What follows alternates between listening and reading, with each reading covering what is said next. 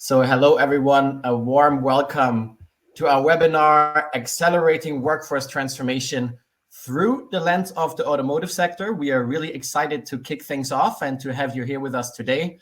And very quick intro on myself. I'm Daniel. I'm going to be your host of today. I'm a strategic enterprise transformation consultant at CoachHub and working with some of our largest clients, many of which are in the automotive sector, but we are very excited today to share some of the insights from the stellar panel that we have today here ready that could be very well applicable to any industry, and we are looking forward also to your input.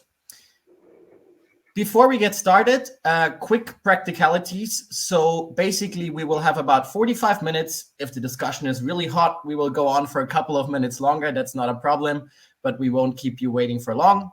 So we have dedicated Q&A session in the end. Please also do add your questions throughout the discussion, right? So I will try to add questions where we can, where it's applicable. And in the end, we also have dedicated time slots. You are all unmuted, so we have a really good flow here, but please do keep your questions in the chat so we will really pick them up, and we look forward to getting your input as well. All right.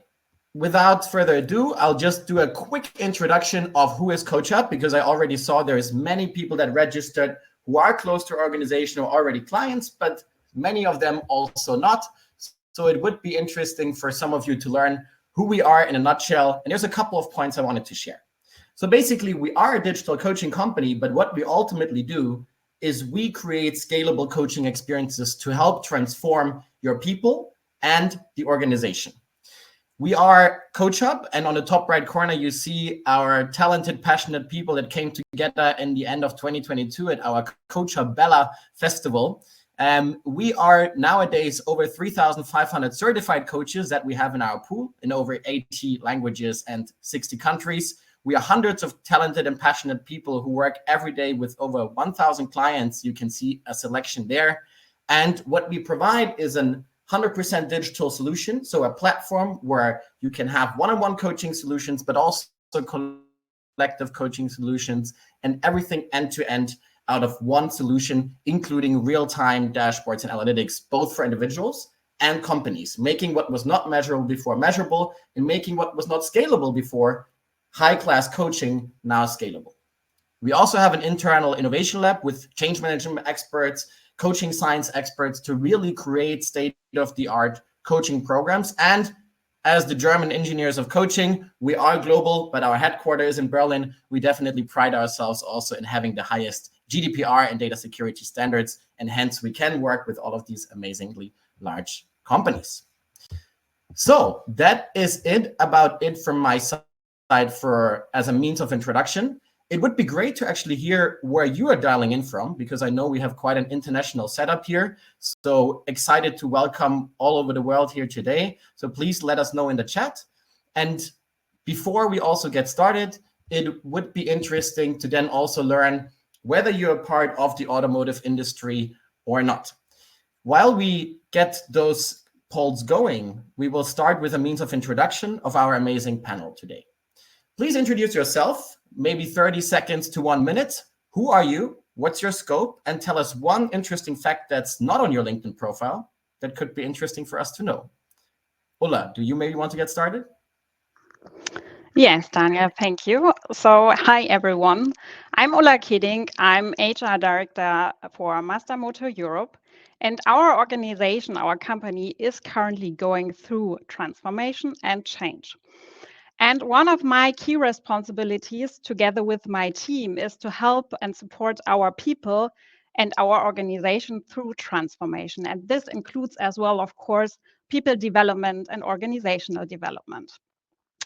And during my time in the automotive sector, one of my key learnings was really that change and transformation is the new normal.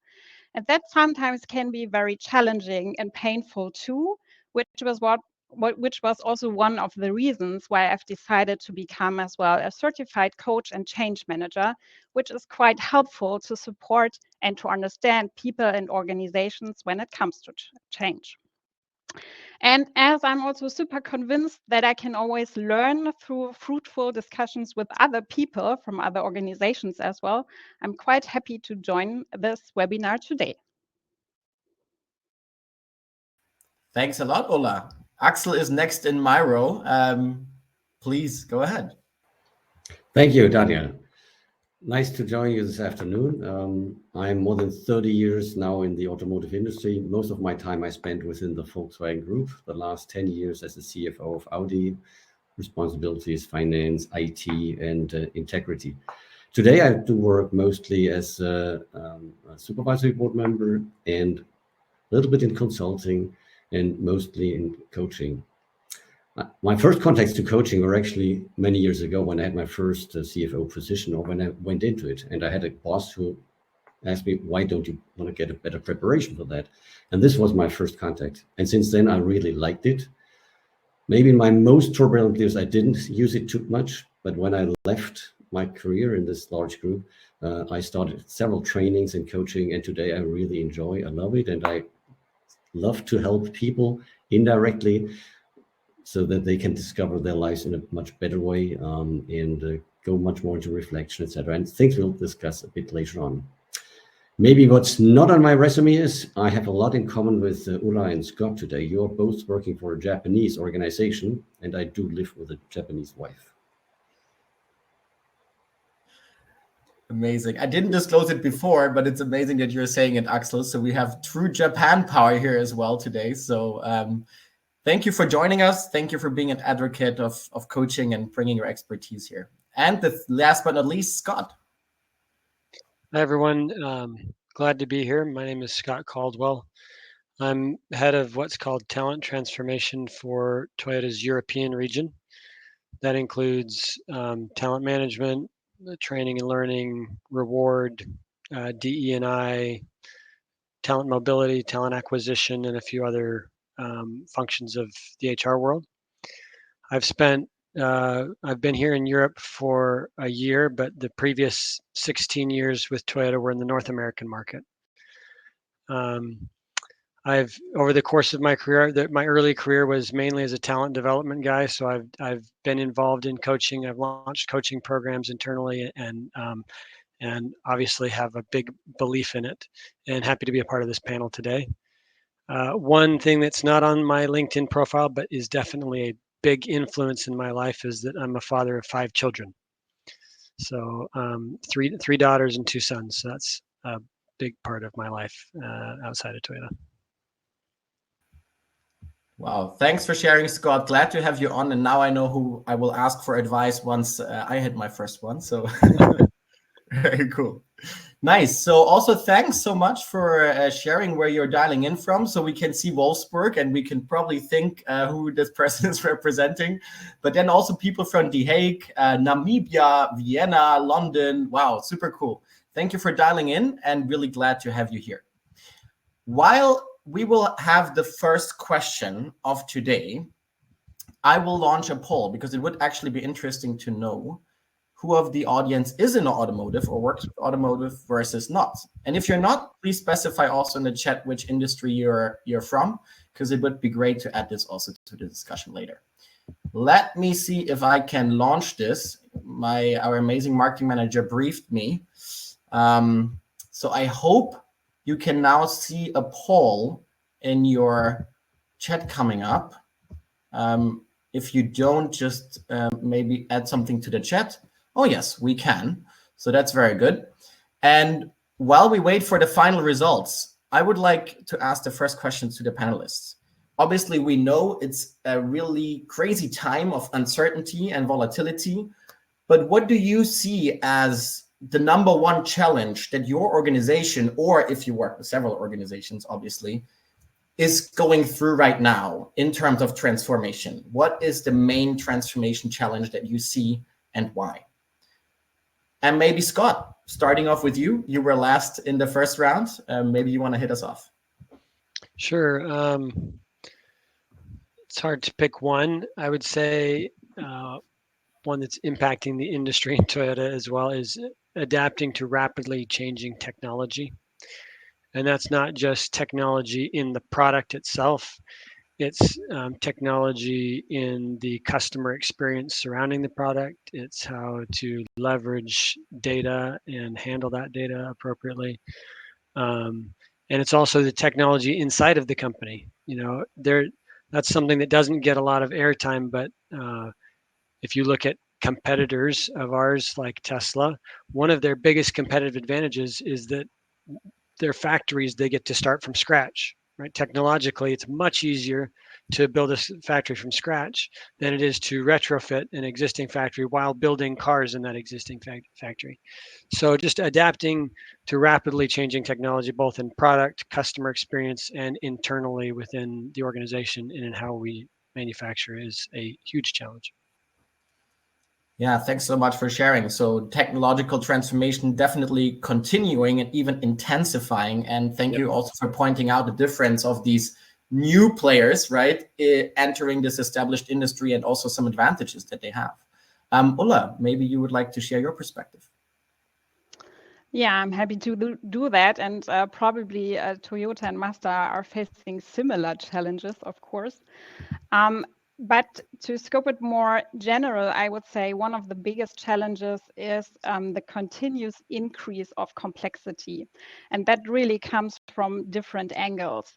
And from an organizational perspective, that means or often requires that you adapt and change very quick. So you have to do it during the flight, you could say so, which never is comfy.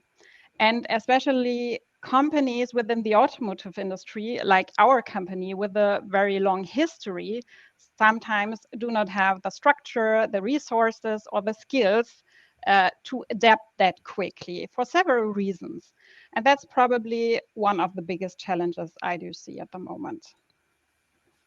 Thanks so much. So the continuous and increased complexity, and also obviously connecting a little bit to what Scott said, right? I mean, if you have a legacy of dozens or sometimes even a century, right? Certain, ways of working have been built up, and obviously they have to change now. So thanks, Ola. We will look forward to share a bit more, hearing you share a bit more what the detailed challenges are in the day-to-day there. Axel. Let me continue on Ulla's point. I think complexity and managing and getting it right is the number one topic right now. I see it more from a priority point of view, not just from a financial point of view, but also from getting the right people, getting the right resources, the right locations in R&D, etc. So finding the right KPIs and the good discussions to make those things right is I think extremely important. And it also depends on a culture in an organization that allows that diversity, but that can also live with solutions and conclusions and outcomes of what has been done, what has been decided. So I think it's a mixture of how do we set priorities in our automotive organizations, whether it's OEM or tier ones or any supplier. And finding the right mix in the culture to let this complex discussion go and then have a proper communication way and letting the organization know why we decide for A, B, and not C, D. Yeah, that makes a lot of sense, and thank you for expanding on the point of complexity and what that means. It's also to creating the right priorities, right, and also communicating things clearly. I just wanted to honor the poll results. So we have, if I'm not mistaken, about 2/3 that are actually dialing in from an automotive industry background and 1/3 that is not. So very great to see. And please also hear the reminder, keep your thoughts coming, but also specific questions that you might have also to the panelists, and we are happy to also include them in the discussion. Now that you mentioned a couple of organizational challenges, let's go one level deeper, right? Let's go a little bit more into the teams and the individuals. Looking at what you said before of the biggest organizational challenges, how is that affecting the teams and individuals, and what do you see maybe as the biggest shift that they have to make, and potentially also the biggest challenge with that? Ulla, maybe you want to expand on the increasing complexity bit and laying that one level deeper. Yeah, so especially if you look on the complexity I've described, I think one of the biggest challenges on an individual level, which we also see, and I would include myself as well, is to focus and to set the right priorities, or to know what are my right priorities. So as described, if you are in an environment which is very complex or is getting more complex, especially, or for example, if you focus, for example, on regulatories, that's a pretty good example I think everyone is facing at the moment, for example, when it comes to ESG, then it's really hard to focus sometimes. And especially people who are,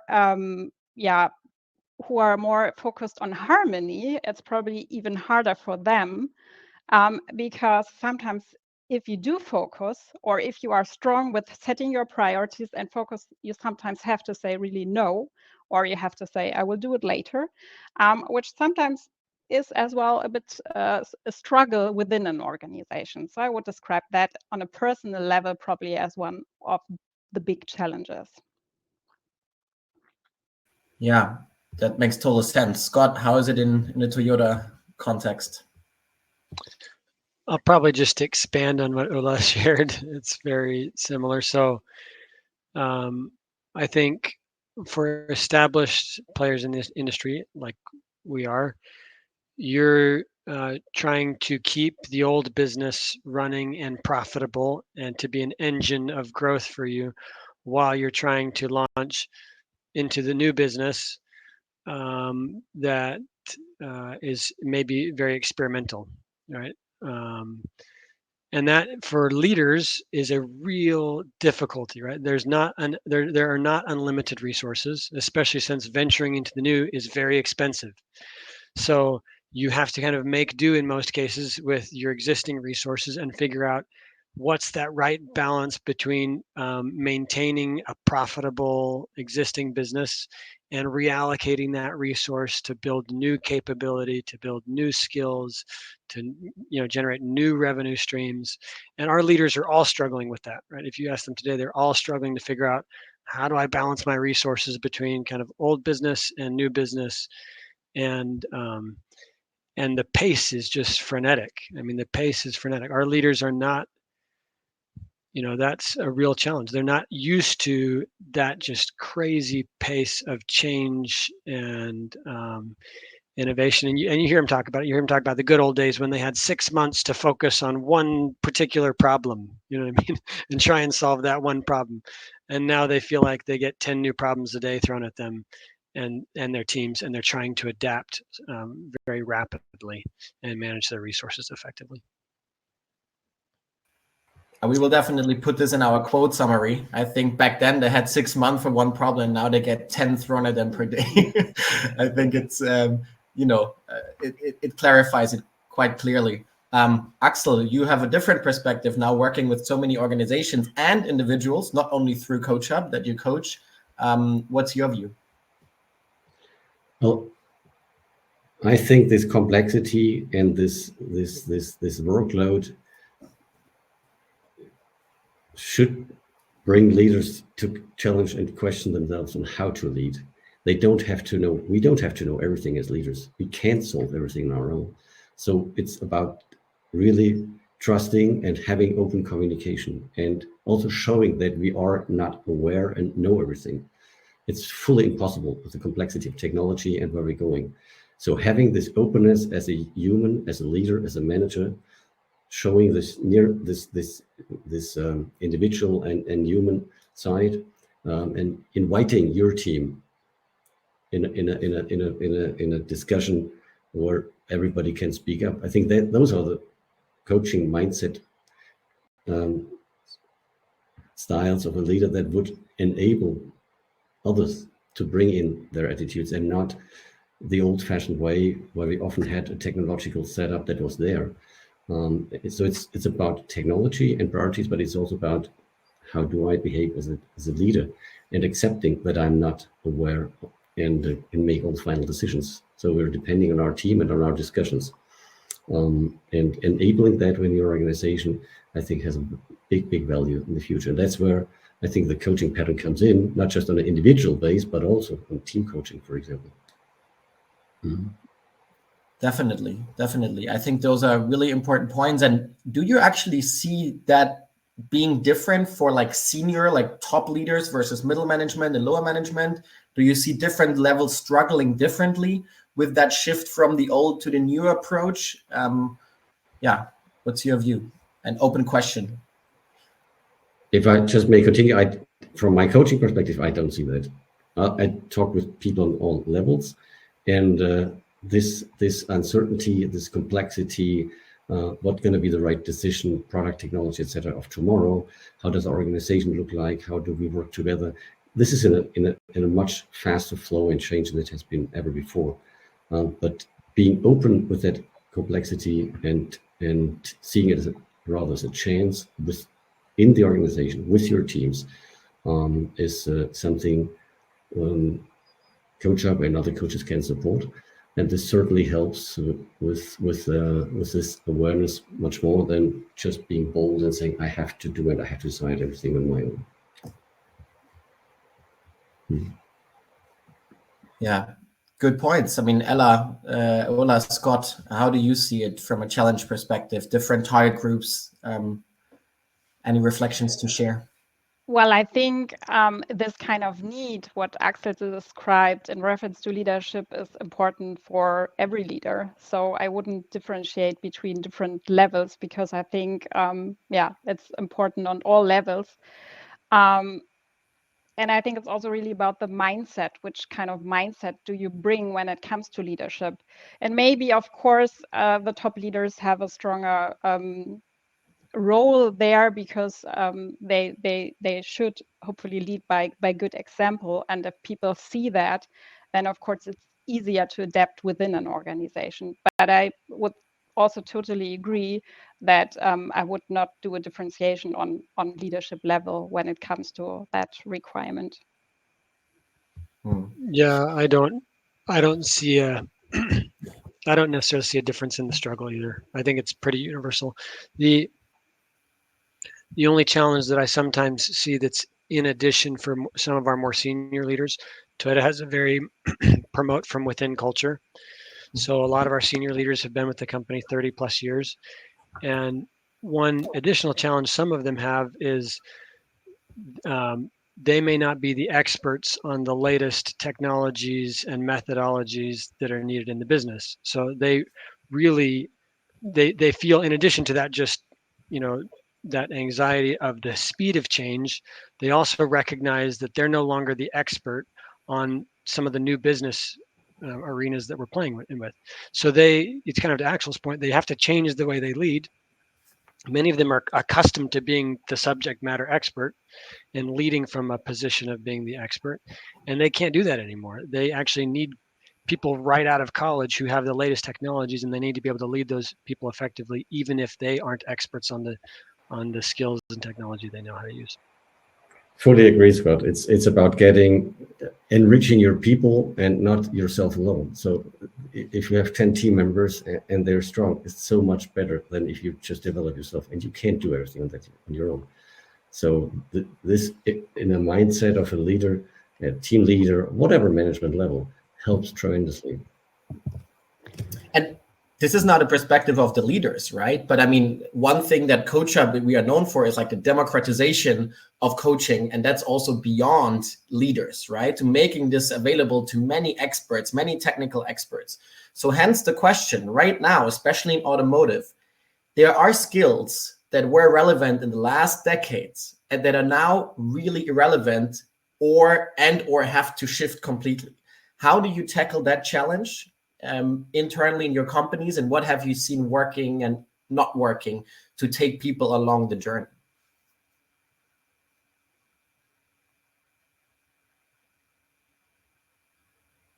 Well, I think I don't know if I'm so strong in reference to it's not needed any longer, but I would say there are, of course, skills which are becoming more and more important.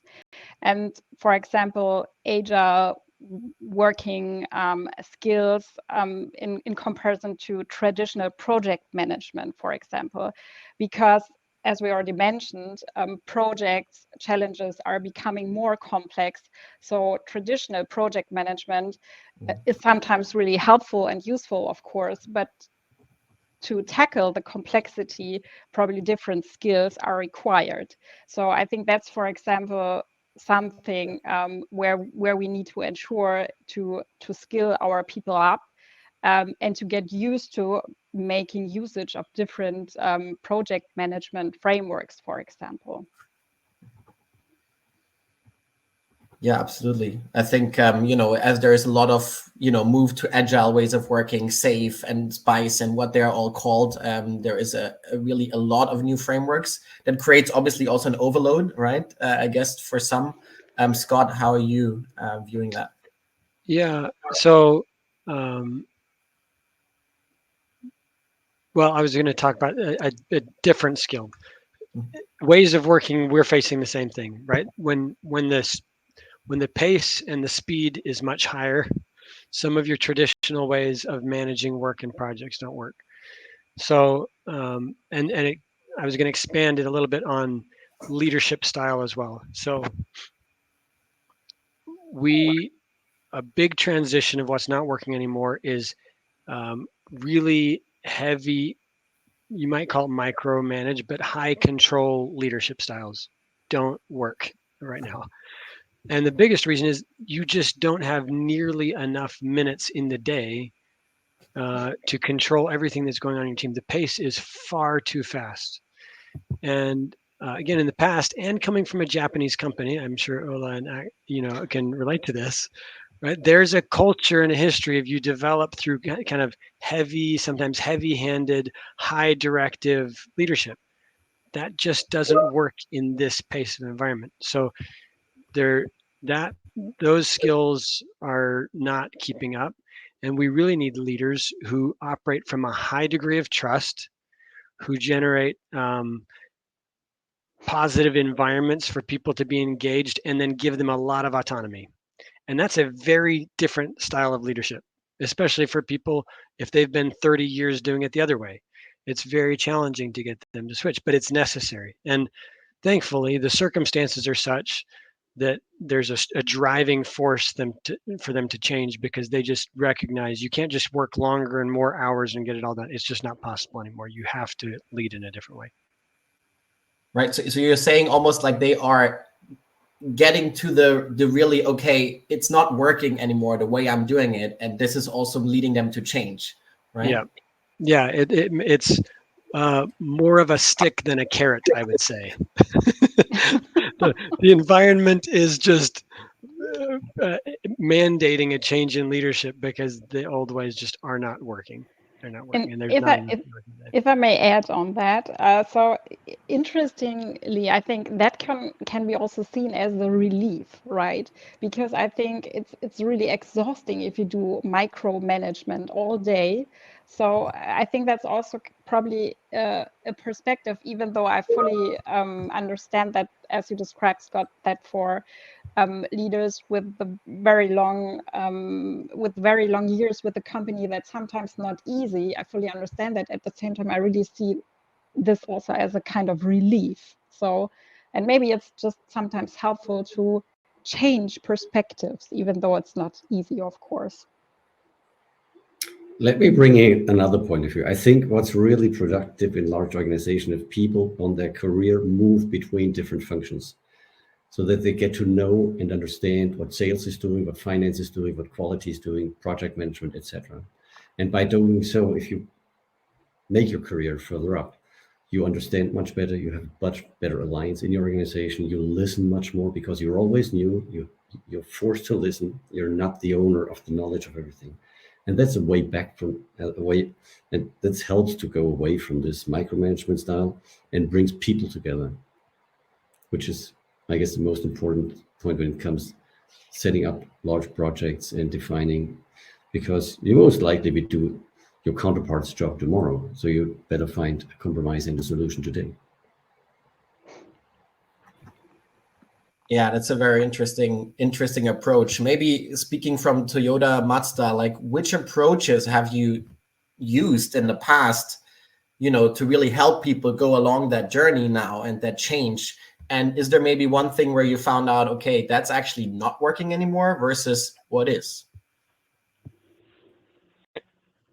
I'll jump in and then Ola can, of course, add. We're doing, and this is one of the reasons why we've ramped up our usage of coaching. We're doing a lot less one size fits all type training. It just, each leader in our organization has different adaptations and change points they need to make to be effective in this future environment. And it's nearly impossible to make those adjustments using standardized one-size-fits-all type training and development programs. So increasingly, we need fit-for-purpose, customized development solutions. And that's where coaching can be a huge support to us, and why we see it as a huge support to us is because it's very individual, it's very focused, and it's very timely, right? So it doesn't require a lot of translating and going, okay, how does this apply to me? What should I change? And there's support there. Yeah, and I fully would agree on that. I mean, that's also one of the reasons why we do offer coaching. And I also think that it really needs to, that we really need to look on individual needs, or maybe as well departmental needs. But I think as well that there is no one fits all approach any longer, especially when it comes to transformation and change. So that's really something which is, I think, a resource which is helpful for people to cope with that. And also, for example, when you have a look on the more broader organizational level, then I think it's also important that you ensure that the organization during change and transformation is capable to adapt. And there, for example, you can also use certain frameworks or tools which are helpful to adapt as well during this journey, because I think it's really important. And for example, retrospective, that's something you can make usage of, which is, I think, a super helpful tool to adapt within the organization, but as well within teams. Yeah, thank you. Let me add on that reflection on what I see working as a coach. Of course, people come in through their organizations, but I'd say at least 50% of what I do in coaching is working with people on their personal patterns. And this is not only job related. So if you make a move, and if you're more comfortable with your life, and you know who you are, and you are much more in reflection and awareness about what you're doing, why you're doing it, and what you want to change in your life, then it helps you through all parts of your life. And of course, it's most important part is your private life. So it gives you that strength. You're grounded. You're based. You're with yourself, and you will see the benefits at home, at work, and for yourself. And so it's floating between those different types of it's very personal, but it's also, of course, impacting your daily presence at work.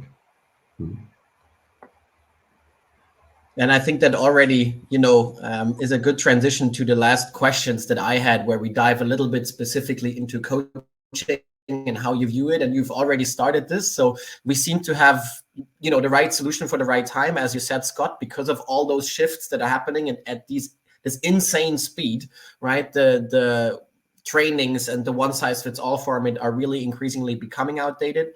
This is where coaching is really timely and contextualized. Ola, you also mentioned some tools like retrospectives to use that more, right? To also help teams to reflect. That's very helpful. So there is a question from Stefan, or two questions actually, and maybe Axel, you want to start from your perspective, and then maybe Ola and Scott as well to expand on this, which are specifically towards coaching. So the one is, how is coaching on a platform different to classical coaching? And how is the experience with maintaining the positive effect gains during the first session over a longer period? today I can say I'm fully convinced of this digital coaching tool. I do have some clients from older days or longer time where I still work in person, but it works as good as in a one-to-one basis. Maybe sometimes you would see the reflection on how the body behaves of your client, of your coachee, and things like that. But I got used to that, and you focus on the senses, on what is happening with your coachee, etc. In all various, with all the senses you can be aware of.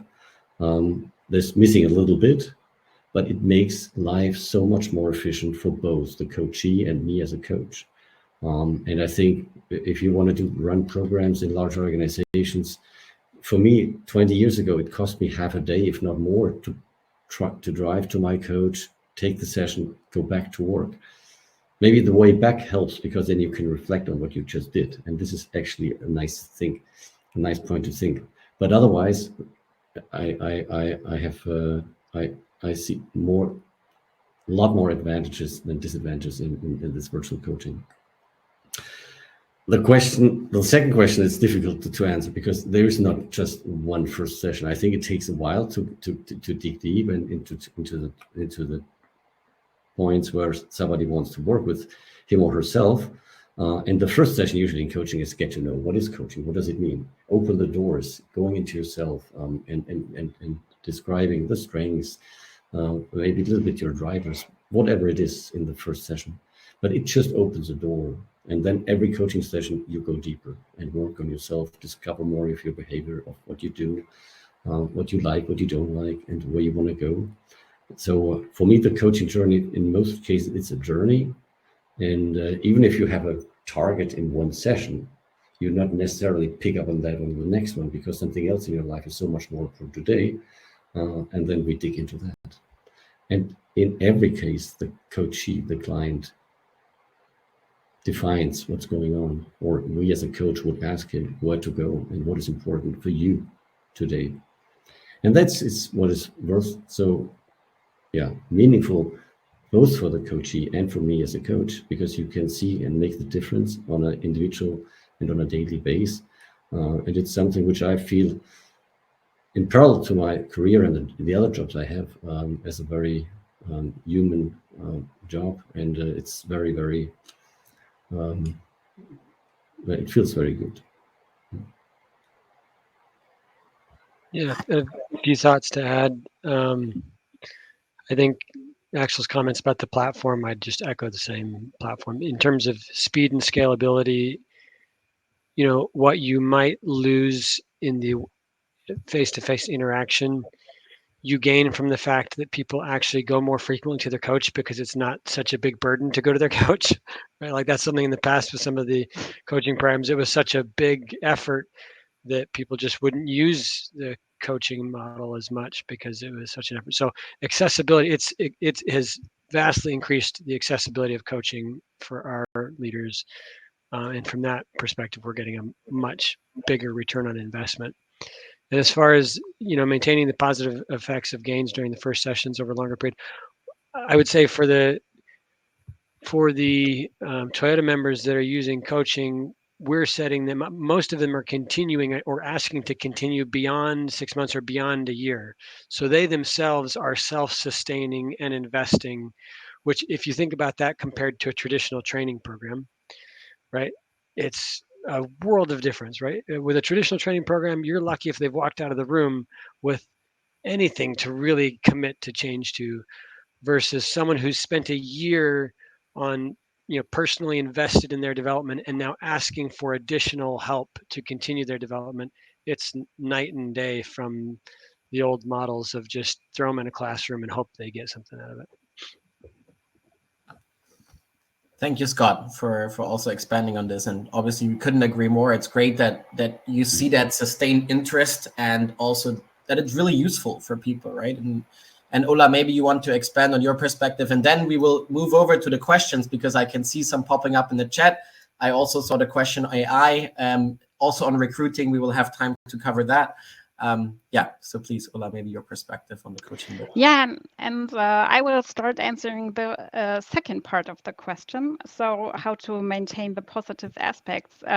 It's just a recommendation, but make that as a target as well when you go into coaching, so that you are already reflecting in the coaching, how can I maintain what I want to achieve? So don't ask the question after, but just bring it into maybe not the first, or maybe the first session, but then I think it becomes probably more sustainable for you as well. And in reference to our organization, I think digital coaching is super important because we, for example, have more than 30 different nationalities, and we have people in different countries due to our matrix setup working for our central organization in Germany. So for me, it's super important to offer something which is flexible for people and easy to access.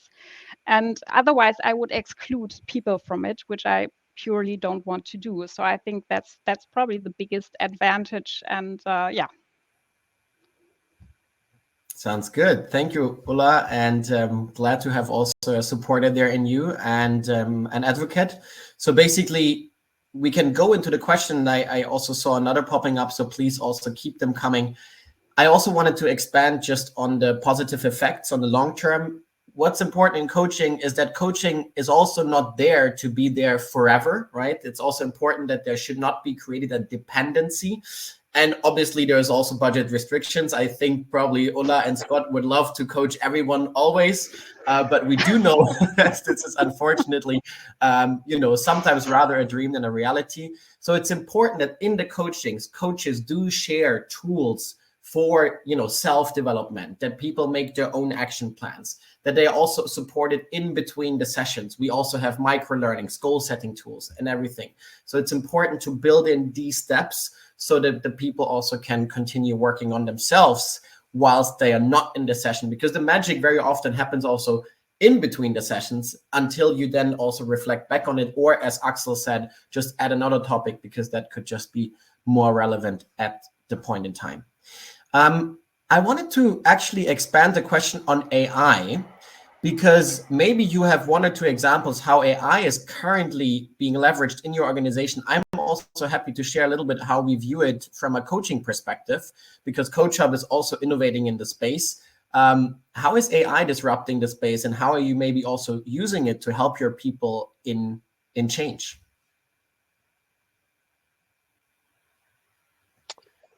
So we are not currently using AI in the coaching space. I don't know if that was the specific question. Also more wider.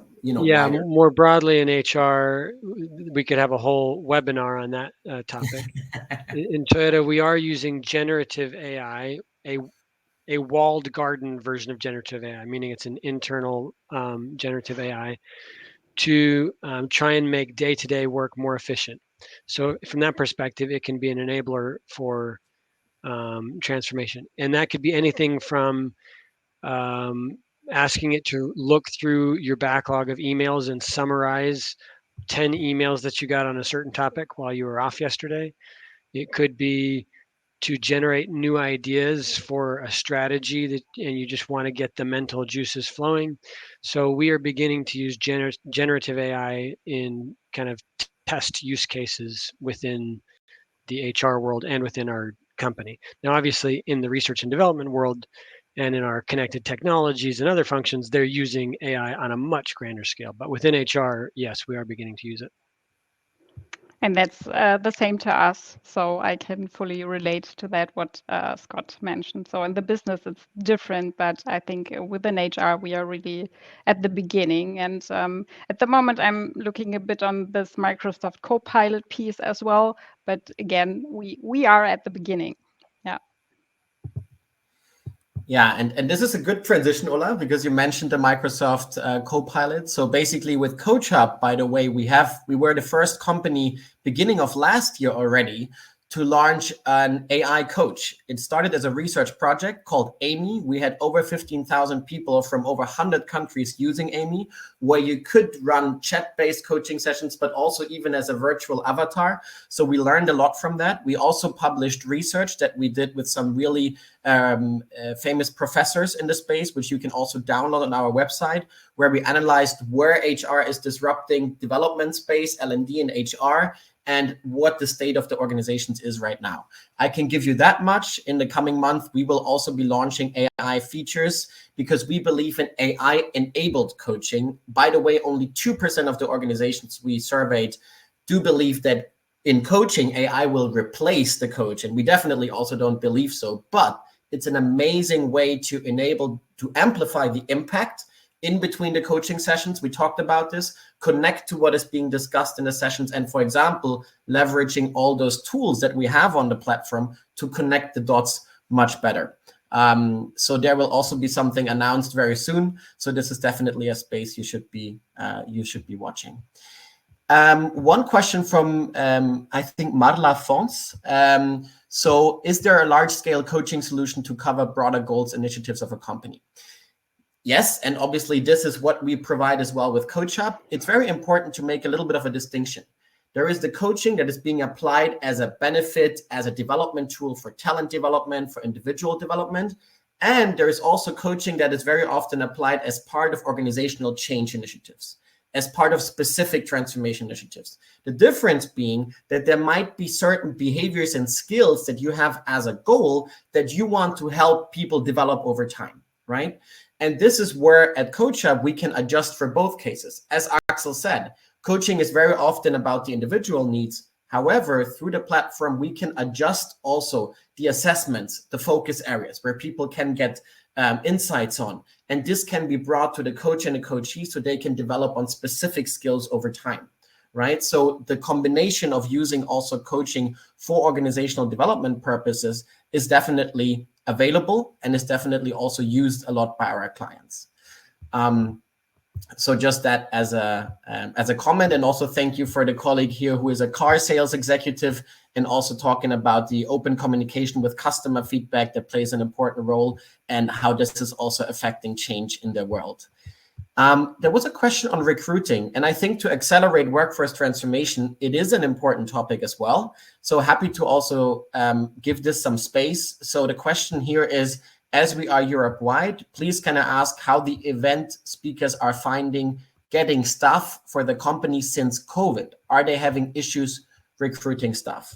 Yeah, how is that currently in your companies? Well, I would say it really depends in which area we are looking into. So in some, it's really difficult and it's becoming more difficult, I would say. Also, we recognize, of course, that after COVID, the requirements in reference to flexibility, for example, increased. So we also have to adapt there too. So I think overall we are still in a good position when I have an overall look on that. But we also recognize that we need to follow different approaches which are more focused on the people than on us. So also to meet individual needs during the recruitment process. But overall, I think, yeah, we are still good. Scott, how's that for you? I know I actually read a lot in the last weeks on large companies here in Germany that are stopping any recruiting for cost matters. Like, are you recruiting, and how difficult is to find talents for specific areas? We are still very much recruiting. Ula gave a great answer. We are too. Yes.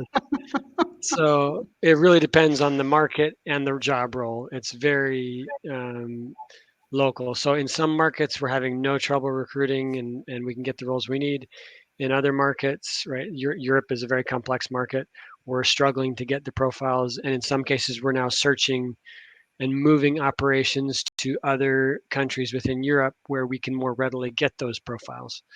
So in general, I wouldn't say we're having a super tough time overall, but we do have pockets of real difficulty for recruiting, and we're having to implement new strategies for those pockets.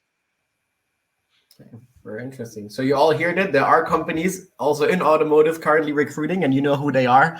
And I think 1/3 of the people in automotive. So who knows? Maybe you'll get some applications the next couple of weeks flowing in. We are pretty much at the end of our time of the webinar. I have one last question for the participants to round things off. So, and before we do that, I want to also say thank you to our team for helping put this up. Thank you also to all of you amazing speakers, your inputs. There will be a summary of the best takeaways, which we will also share with the audience. Thank you for the audience for your great questions as well. And do keep watching the space. Keep watching CoachHub as well. As we said, we are launching a lot of innovations this year, also with an AI-enabled coaching, but also we launched a collective coaching feature. I think Ulla and Axel also mentioned this before. Also the teams, also the collective. It's not only the individual mindset change that is critical, but also the collective. And here we have our innovative concept called CoDev, which is a format for 4 to 6 people, each 90 minutes. It's quite interesting. And we have our first customers who are super excited about this too.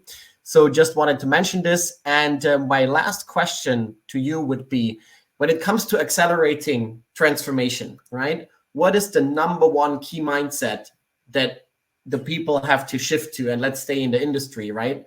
That maybe might not have worked in the past, but will now be the key. One key mindset for us as a takeaway. And thank you from my side. So if I may start, I think the most important thing, of course, especially in our industry, is the growth mindset. So that you can adapt and you can learn, and that obviously will bring you through transformation and change. And for me, it's always super important as well that this is not linked to age or to gender. So I think that is something we all have into us, and I think that's a super important mindset from my perspective.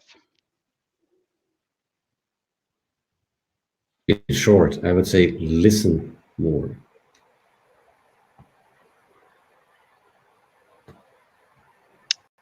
Can I just say ditto? But yeah, I mean, a mindset of continuous learning and adaptability is completely necessary. Automotive in particular, for decades and decades, was a super stable industry. And so, you know, it's now going through this type of transformation where in some ways the tech industry and the automotive industry are merging, which would have been totally foreign a couple of decades ago. Like, well, it seemed like automotive and tech were on the opposite ends of the spectrum. Now they're kind of merging into one. And so an immense amount of resilience and adaptability. And that resilience is key because, and it gets to some of the stuff Axel talked about of taking care of the whole self, right? You can't, in this pace of environment, and the speed of change, you can't be resilient if you're not taking care of your physical, your mental, your emotional well-being. You can't just work more hours and expect that you're going to be resilient and adaptable. You got to take care of the whole self, which is, I think, a different perspective today than it was maybe not that long ago. Wonderful. What a great way to end the webinar. Thank you so much. Great takeaways. I wish you all a wonderful day. Let's keep in touch, and thank you all for joining. Thank you. Bye-bye. Bye. Thank you.